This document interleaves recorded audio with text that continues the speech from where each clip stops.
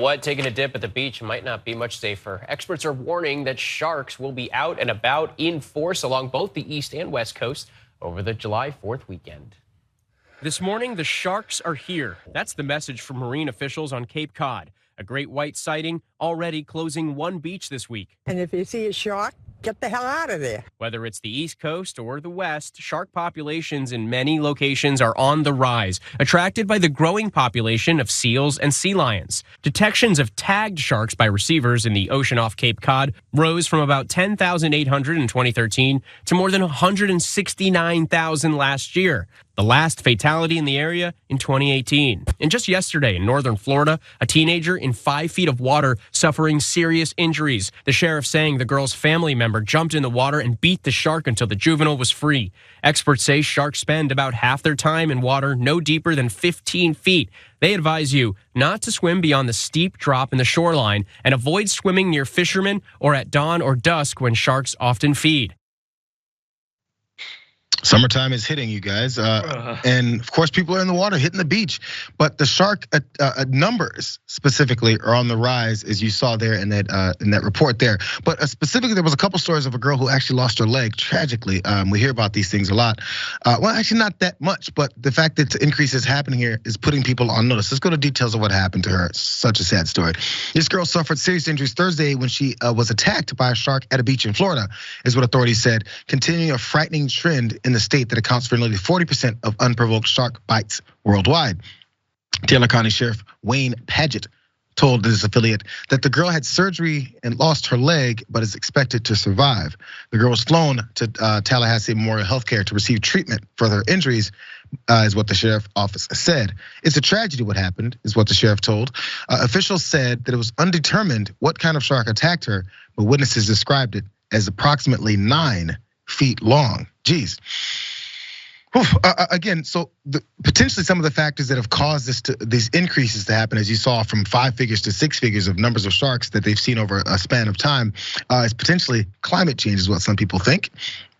As the migrations of these sharks are fitting with that as well. Let's go to that, because shark attacks increased around the world in 2021 following 3 consecutive years of decline, according to a report released in January. The US once again reported the most attacks. In Florida accounted for nearly 40% of unprovoked bites worldwide.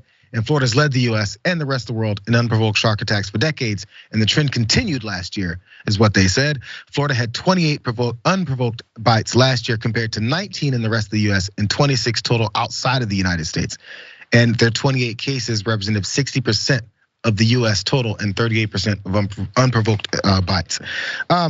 So lots of numbers, lots of unprovoked bites. Certain areas in Florida, they say it's happening on the West Coast as well. But the thing is the waters are generally colder here. We know that about sharks, which is why you'll see it a lot of times in Atlantic. But it's happening and it's increasing everywhere. So it's not like you can be comfortable just because you're jumping on the beach over here in Los Angeles. I think it's funny how that one woman said, "Well, we see the shark get out of the water." Like, oh, my thanks. bad. Thanks. Had no idea it was that easy. This is my biggest fear and why I was gonna ask you that, in the bro. ocean.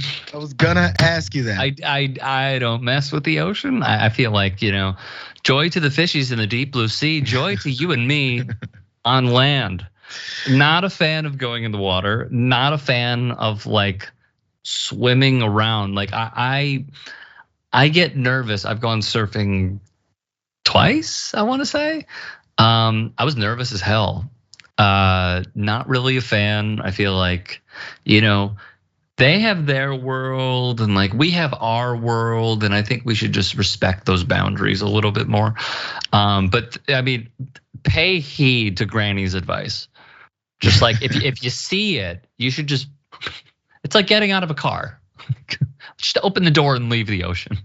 Helen is definitely on to something. She's like, if you see a shark, get the hell out of there. I mean, see a shark, absolutely. Get out of the water. Well, I think part of the problem is maybe a lot of times people don't see it. No, I understand the fear. It's weird. I dive right into the water. I see the ocean, I take off. I drop the towel, I drop the all the food in the cooler, and I run to the water. You're an ocean first guy. Move every time I hit the beach. Dive in.